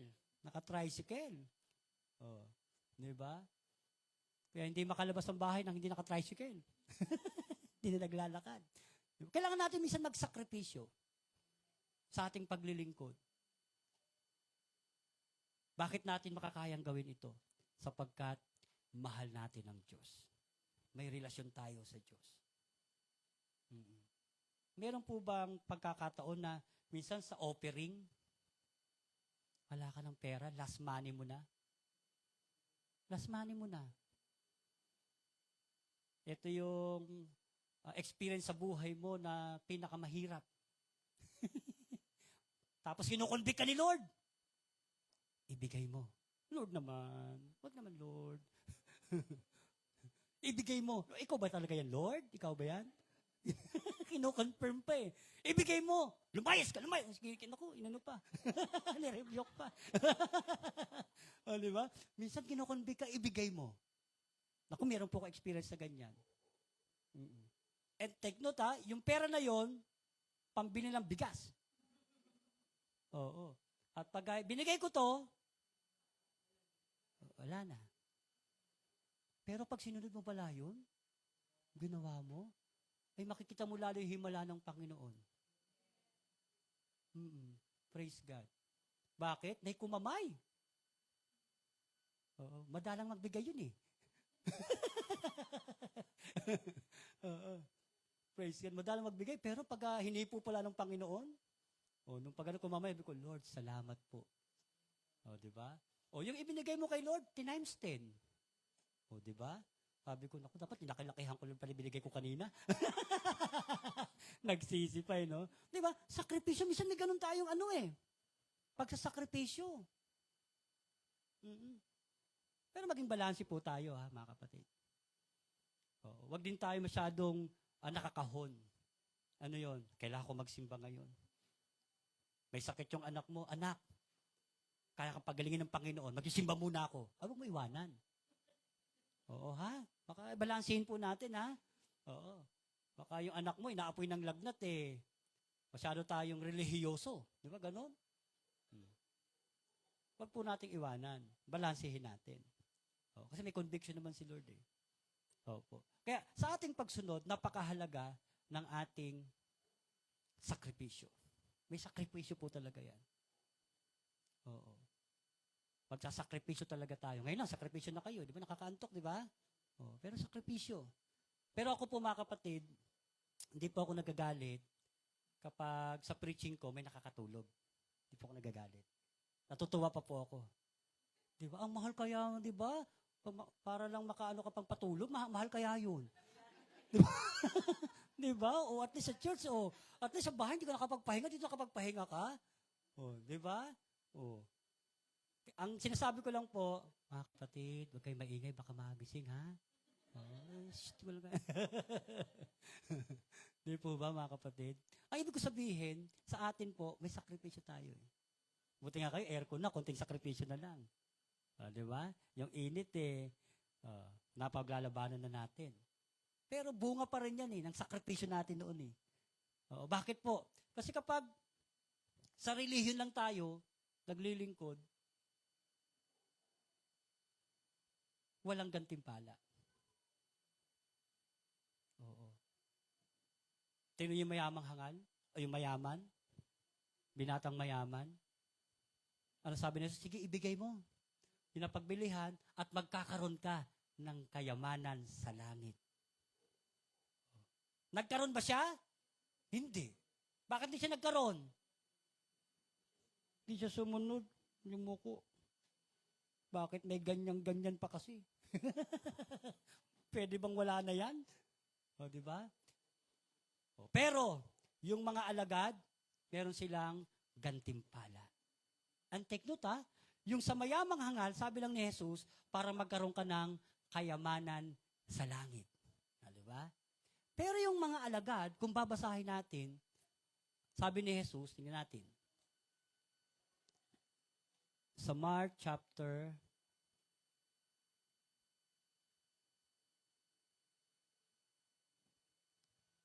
sa chapter 10 verse 29. Sumagot si Jesus, tandaan ninyo, ang sinumang nag-iwan ng kanyang tahanan o mga kapatid, mga magulang, mga anak, mga lupain, dahil sa akin at sa magandang balita, ay tatanggap sa buhay na ito ng 100 ulit pa ng mga iyon. Mga bahay, mga kapatid, mga ina, mga anak, at mga lupain. Ngunit, may kalakip na pag-uusig at sa panahong darating, magtatamo siya ng buhay na walang hanggan. Tingnan nyo kapag ang pagsunod natin ay base sa ating relasyon sa Panginoon, yung ating gantimpala, hindi lamang buhay na walang hanggan. Amen? Sapagkat sabi doon, siya ay tatanggap sa buhay na ito. Ang mag-iwan. Amen? Ano tatanggapin? Mga magulang. Yung dating nanay mong iisa. Dumami na. Kaya simula po ako nagano sa gawain ng Panginoon, dumami na nanay ko eh. Sa katunayan, may nanay nga po ako dito eh. Di ba, Nay? Di ba? Dadami, mga magulang, nanay, tatay, mga kapatid. Tingnan mo yung katabi mo. Di ba? Dumami ba kapatid natin? Dumami eh. Biruin nyo, dumami na rin kapatid ko. Hindi man ako kaano-ano dito, pinaalmusal pa ako ni Ate Tess. Pinaghain ka pa. Di ba? Kung di ako Kristiyano, di ako kakilala. Wala. Baka sabihin, sino ka ba? Sino ka ba? Di ba? Hindi. Sabi nga po nila Ate Tess, yung bahay daw po nila, yung ancestral home nila, naku talagang dayuhin ng mga tao, maraming tao lagi. Bakit? Bukas palad eh. Para sa lahat ng nangangailangan. May gantimpala, mga kapatid. Oo, may sakripisyo, may pagsubok, pero may gantimpala eh. At sabi po yung gantimpala, maka-100 ibayo. 100 times, 100-fold. Yung mga biyaya ng ating Panginoon. Sa totohanan po, nung ako po ay nagdesisyon na magpastor dyan po sa Prime, kasi po last 2016, ako po ay malapit ng gumraduate sa Bible School. Ang graduation namin, May. January, kinakausap na ako ni Lord. Tapos para akong boring na boring. Naboboring ako sa buhay ko. Para akong naboboring, para akong may, alam niyo, parang may kulang. Hindi naman ako nag-ano sa paglilingkod. Yung ginagawa ko, na routine. Pero parang may kulang. Parang may kulang. Tapos sabi ni Lord, paghahawakin kita ng isang church. Sabi niya. Kaya kinausap ko yung mga kasama ko. Sabi ko, meron pong ano sa akin ng Panginoon. Ako raw po yung hahawak ng isang church. Hindi ko po alam kung inside or outside ng ating congregation. Hindi ko pa alam. Tapos, after graduation, tapos ito na, June. Nung pagdating ng June, yung pinahawak na ako sa Prime. Dun po sa Montalban, yung asawa ko may tindahan. Medyo okay po yung buhay namin. So sabi ko, inausap ko siya. Sabi ko, mahal, inausap ako ni Lord. Kailangan natin mag-move sa San Jose del Monte. At pagdating doon, magsisimula ulit tayo sa zero. Bakit? Bakit? Ayoko iwanan to. Kailangan na natin. Lahat po talaga. Pagdating namin sa San Jose del Monte, zero, back to zero. Yung rep namin, binenta namin doon. Kasi pa di na kami maghakot. Yung TV, yung mga paninda niya, ibinenta doon sa tita namin para sila na magpatuloy. Sabi, pumunta kami sa San Jose del Monte, zero talaga kami. As in, wala po talaga. Kapag pala ikaw tinawag ng Panginoon, handa kang magsakripisyo at sumunod, tama sabi ng Bible eh. Pagdating ko po doon, sa San Jose del Monte, sa aming subdivision, mga kapatid, ay pinahawak ako ng youth development sa subdivision namin. Ginawa kong officer. Mm-mm. Tapos, yung barangay captain, yung barangay ng Santo Cristo, nag-announce sa mga HOA na magpadala ng, magre-represent ng subdivision nyo, magte-training sa Dingalan, Quezon, 3. Hindi po talaga ako dapat kasama, yung dalawang presidente namin, tsaka yung auditor, yung isang kasama nila, nag-decline. Pastor, sama ka. O, saan po? Sa Dingalan. And kinabukasan nun, birthday ni Sister Andrea. August 1. Sama ka. Kala namin yung mga earthquake drill lang. Yung pala, yung training seminar na yon ay pipili ng 8 at magiging response team. Magiging BERT. Yung kumukuha ng mga na-aksidente sa kalsada. Oo. So 100 plus kaming nag-training. Salamat naman sa Panginoon. Isa ako sa 8 na napili. Oo. Kaya pagdating ng September 1, pinatawag na uli kami ng kapitan, o sige, dahil kayo yung 8 napili, i-hire kayo ng barangay. Oo. At magsisimula na kayo. Kailan po, Kap? Ngayon din. Oo. Kaya mga kapatid, yung biyaya ng Panginoon, ako lamang yung nagtrabaho sa barangay na hindi old tenant. Alam niyo naman, siyempre, pag barangay, di ba? Ang kuhaan dyan, di naman, siyempre, kaibigan, kakilala, mga tenant. Ako lamang po yung, dahil wala kaming bahay, at parang hindi kami mangupahan, sabi ng presidente namin, Pastor, officer ka naman, sige, pili ka ng bakanting unit dyan sa subdivision. Diyan muna kayo tumira, pa di na kayo mangupahan. At tinirahan namin. Pag dumating may-ari, di, move out na lang kayo. Pili na lang. Di ba? Dami namin bahay, mga bahay. Pumili pa kami. Praise God. Pero salamat sa Panginoon, yung tinirahan namin, yung may-ari hindi pumupunta. Simula kami ng 2017 na tumira doon. Yung may-ari, wala na. Tapos dumating yung panahon na dumating yung pag-ibig. Kayo ho ba yung may-ari? Hindi po. Nasaan po yung may-ari?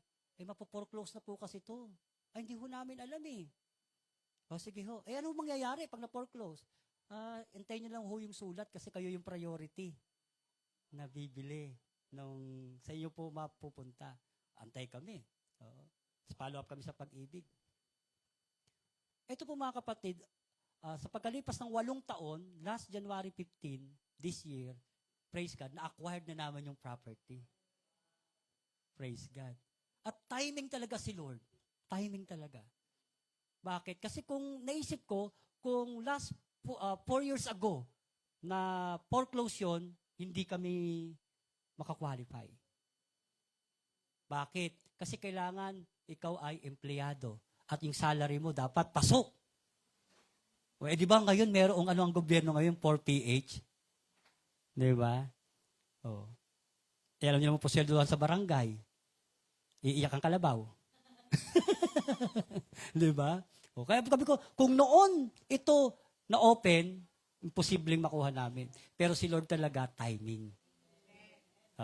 Talagang timely yung kanyang blessing. Bakit? Kasi, punta kami sa pag-ibig, nagsabit kami papel. Ay, sir, yung sweldo nyo, eto lang, kulang pa. Kailangan 17.5 yung required na sahod doon sa property nyo. Ano po almost 1 million eh. Hanap po kayo ng co-maker o co-borrower. Salamat po sa Panginoon. Dahil sa Prime, nakapag-ano tayo ng relationship, meron kaming kaibigan. Sige, pastor, ako na magko-co-borrower. Kaya salamat po sa Diyos, yung aming property na yon, talagang amin na. Sabi ko, Lord, talaga dito mo na kami pinapatira. Opo. Naku, sa Montalban, hindi kami makukuha ng doon, ng property. Bakit? Kasi baka hindi kami doon ilalagay ng Panginoon. Opo. Kung hindi dyan sa Prime. Tama yung sinabi ng Panginoon eh. Amen? Na kapag ikaw'y nagsakripisyo, yung asawa ko, umiiyak nung una. Nasabi ko sa kanya, tingnan mo. Ngayon tumatawa na. Nagpapatotoo na, nagpapasalamat na sa Diyos. Bakit? Pag tayo ay sumunod ng may pagsasakripisyo, meron tayong tatanggaping gantimpala. Mga kapatid, ano man ang ginagawa natin para sa Diyos, hindi mawawalan ng saysay. Maliit man yan, malaki man yan. Alam ng Diyos kung ilang pawis ang pumatak sa iyo. Alam ng Diyos ang ilang luha na lumaglag dyan sa mga mata mo. Dahil sa paglilingkod mo sa Panginoon, alam ng Diyos yan. At hindi hahayaan ng Diyos na hindi kanya gantimpalaan. Hindi lamang sa kabilang buhay, kung hindi sa buhay na ito. Amen? Kaya mga kapatid,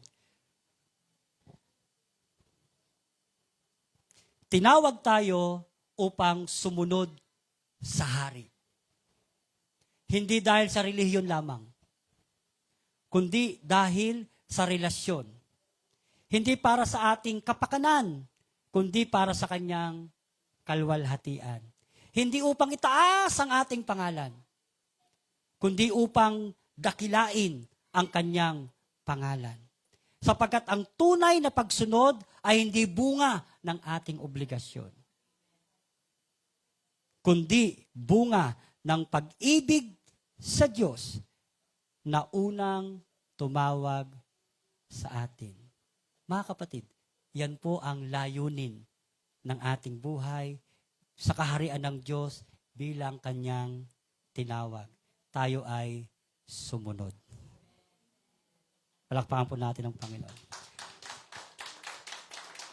Inanyahan ko po na tumayo ang bawat isa sa atin. Okay lang ba kakanta tayo isa uli? Yung sayo, maganda yung sayo eh. Oh, yung sayo na lang, wag na sa akin ha.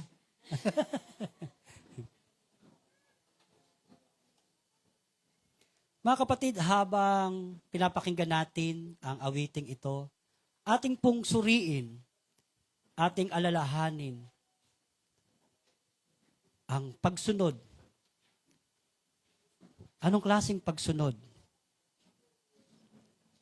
ang ginagawa natin para sa Panginoon? Kung ang ginagawa natin ay para sa relihiyon, opo, hindi po ito masama, pero kulang pa. Sapagkat hindi lamang pagsunod bilang isang relihiyoso, kundi pagsunod bilang isang may relasyon sa ating Panginoon. Hallelujah.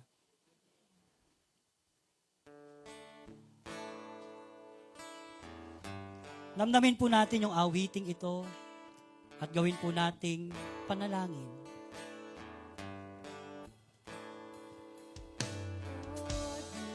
Yes, Lord! Sambahin natin ang Panginoon. Samba't walhati.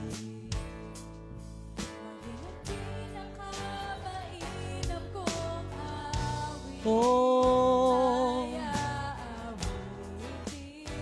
Salamat po, O Diyos.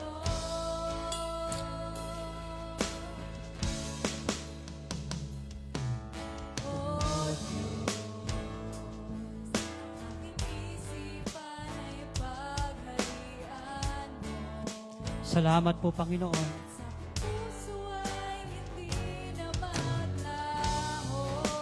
Hallelujah.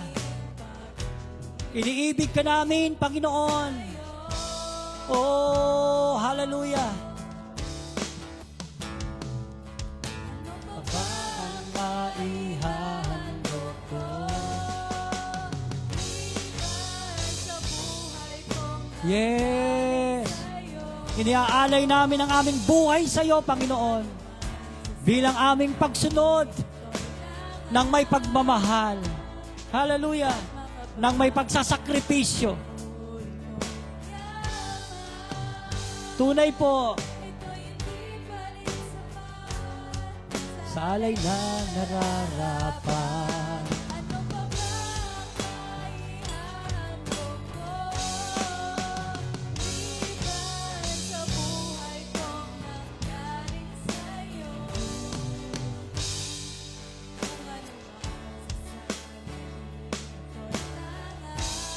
Yes, Lord.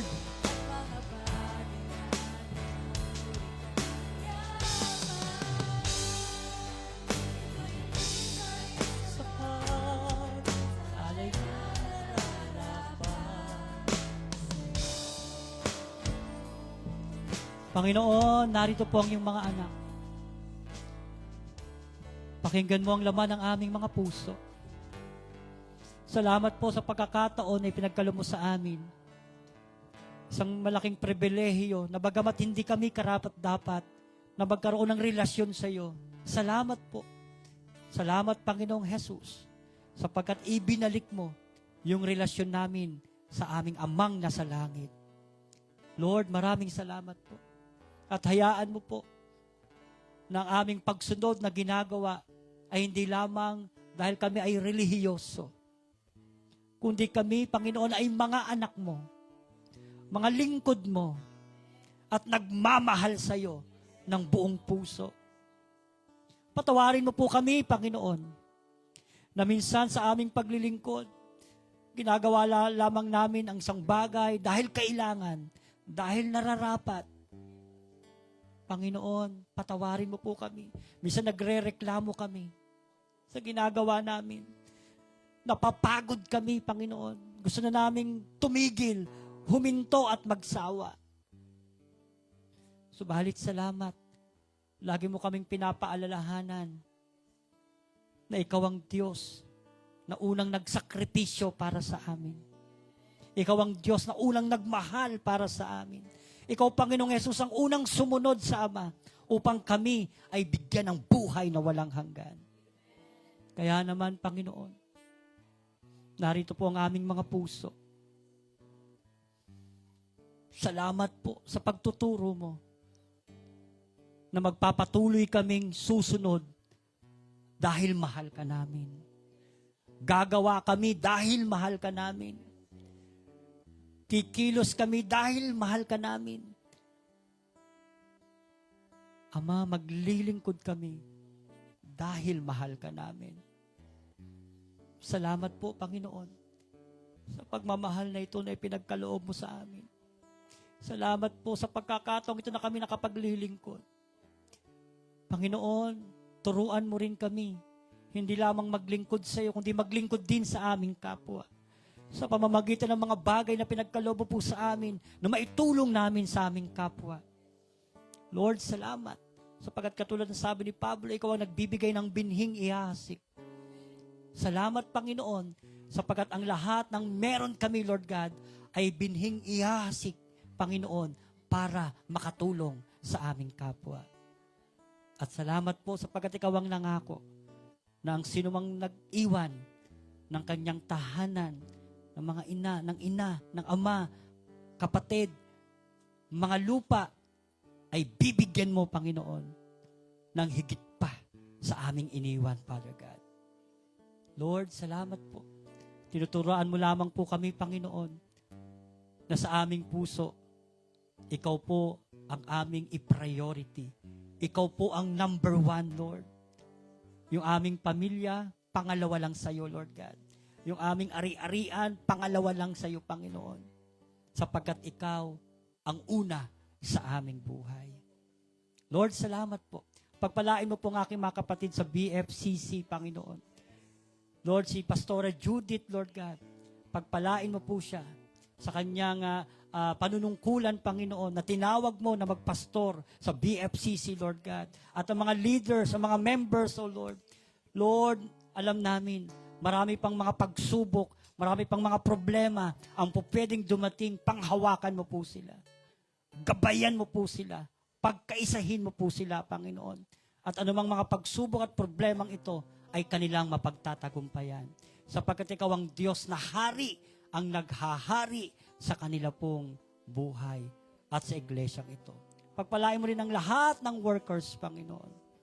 Sapagkat alam namin, ginagawa namin, hindi para sa tao, kung hindi para sa iyo, Panginoon. Para sa iyo, O Diyos. Ama, marami pong salamat sa umagang ito. Lahat ng papuri, pagluwalhati, at pagdakila, ibinibigay po namin sa makapangyarihang pangalan ng aming Panginoong Jesus. Ang lahat ng anak ng Diyos ay magsabi ng Amen and Amen. Good morning po mga kapatid. God bless po. God bless po. Salamat po, Pastor Rick. Yan, nakaka-bless po ang ating preaching ngayon, no? It's good reminder natin na hindi to ginagawa natin para sa reliyon lamang, kundi para sa personal relationship natin sa Panginoon. So napakagandang reminder yan, lalo na po sa ating mga workers. Okay, so pwede po tayong makaupo na po ngayon at mag-announcements lang po muna tayo. And while nag-announcements po, pwede na rin po tayo mag-prepare for tithes and offering. Meron po tayong envelope sa likod kung nag-speak po si Lord sa inyo na mag-give today. So, ayun po, announcement lang po. Meron po tayong online prayer meeting. Every Thursday po yan. So, if gusto nyo po mag-join sa ating intercessory ministry, message nyo lang po si Sister Tess or si Sister Glenda. Again, every Thursday po yan, 7:30 a.m. Online lang po naman ito. And then next po, meron din po tayong Women's Bible Study. So every last Friday, meron pong joint fellowship sa residence po ni Dr. Evelyn Gamboa every 2 p.m. So sa mga mommies po dyan na wala pa pong small group, approach nyo lang po si Dr. Evelyn or si Pastora Judith para po mag-join. Okay, next po. Kids Bible Study, every Sunday din po yan. So, happy po kami. Nandito po yung mga kids from the Kids Art Workshop. Thank you po sa pagdalo. So, every 9 a.m. po yan, every Sunday, kasabay po ng ating service. Next po is Youth and Young Pro. So, meron po kaming Bible and Chill or Bible Study. Online po yan every Friday ng 8 p.m. So, sa mga youth po dyan na gusto sumama, yan, message niyo lang po kami. Yung mga boys, po sila kagabi, nagsamgyupsal. Sayang di nakasama si Kuya Jun at saka si Steve. Next time, sama kayo. Na-miss kayo ng mga boys. Tapos next time, girls naman. Announcement. Ayaw magpatalo. Ayan, next po. Ayan, wala na announcements. So, pwede na po tayong magpatuloy sa ating tithes and offering.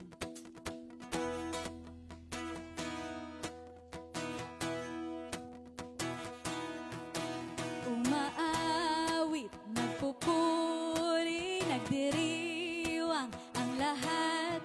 Papuri kay Yahweh, Yahweh, Yahweh. Lumalapit sa presensya mo, nagpupugay ang lahat. Papuri kay Yahweh, Yahweh, Yahweh. Sa lahat ng oras, sa bawat araw, pinupuri at sinasamba.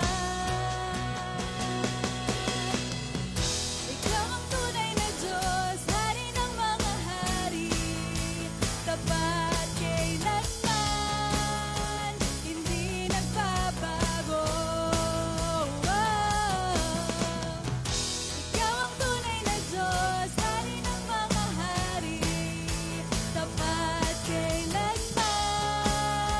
hindi nagbabago.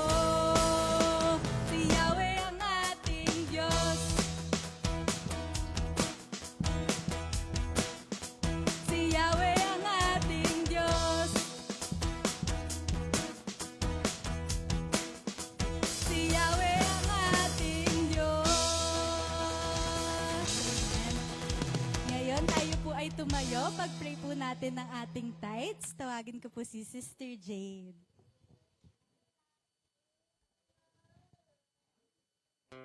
Yan. Let's all pray po. Our Father, sama-sama po kami nagpapasalamat sa iyong katapatan at kabutihan sa aming mga buhay. We acknowledge, Lord, that everything we have ay nagmula sa iyo. Sa oras na ito ay inaalay namin ang aming mga tithes and offering bilang pasasalamat at pagtitiwala at pagsunod sa iyo.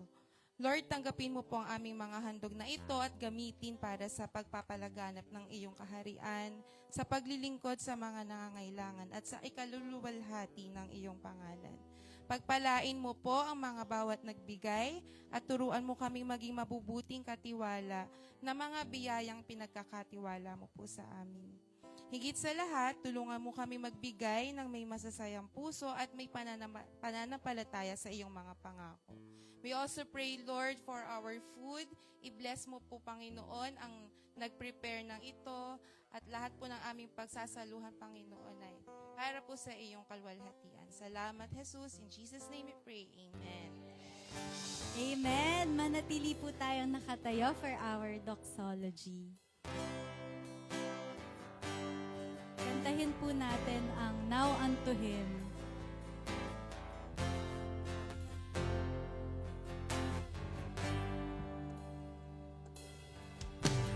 Now unto Him who is able to keep you from falling and to make you stand in His presence, blameless and with great joy. To the only God, our Savior, through Jesus Christ our Lord, be the glory and the majesty, dominion and authority, both now and ever. Amen.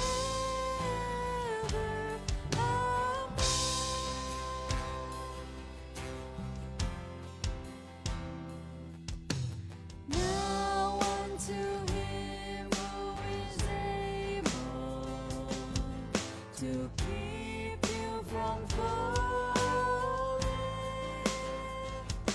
and to make you stand in His presence, blameless and with great joy. To the only God, our Savior, through Jesus Christ our Lord, be the glory and the majesty, dominion and authority, both now and ever. Amen. Both now and ever. Amen.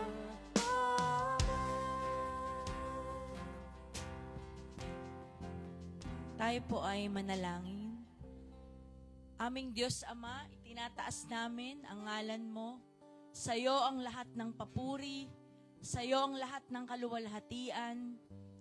Kami po ay susunod dahil una mo kaming minahal, Panginoon. Salamat po, O Diyos, sa pakikipag-ugnayan namin sa iyo. Kami, O Diyos, ay nakararanas ng tagumpay, ng biyaya at ng pagpapala. At lagi po naming ipamumuhay, O Diyos, na ang pagsunod namin ay dahil Ikaw ang aming Ama. Kami ay may personal na pagkakilala sa iyo. Salamat, Lord, sa buhay, sa pagtitiwala, sa pag-ibig. Hindi lang yon, pati buo naming pamilya. Salamat po sa pagpapala. Patuloy naming inaalay sa iyo ang darating na linggo. Alam namin, Lord, meron kaming mga challenges at struggles na kakaharapin. Pero ang lahat ng ito, sa pag-amin namin na kami ay mahina, kami ay limited, alam namin, because of your unconditional love, we have the victory. And we will have a victorious life in you, O Lord. We thank you, dear God. Sa lahat, Panginoon, ng mga bagay na ito, sa iyo ang papuri, sa iyo ang pasasalamat, ngayon at magpakailanman. Ito po ang aming samot dalangin sa ngalan ng Ama, ng Anak at ng Banal na Espiritu. Lahat tayo magsabi ng Amen at Amen. Gusto naming i-recognize po ang mga unang pagkakataon na nakasama po namin, ang mag-asawang Kuya Randy at Carmelita Mendez. Welcome po. Sila po ay first cousin ng daddy ni Tita Irene Irudustan. At welcome din natin si Brother Alfie, nakasama ni Pastor Rick. Welcome po. At sama-sama po tayo sa ating fellowship. Meron po tayong pagsasalu-saluang pagkain. See you next Sunday po, yung mga online viewers natin. Shout out po kay Ate Bebs, kay Ate Rona, kay Kuya Oscar, kay Kuya Russell, kay Vic, kay Kenneth, kay Nina. Mga anak ko yung pastor online. Yan. At lahat po ng viewers online, to God be the glory. See you next Sunday po. See you po.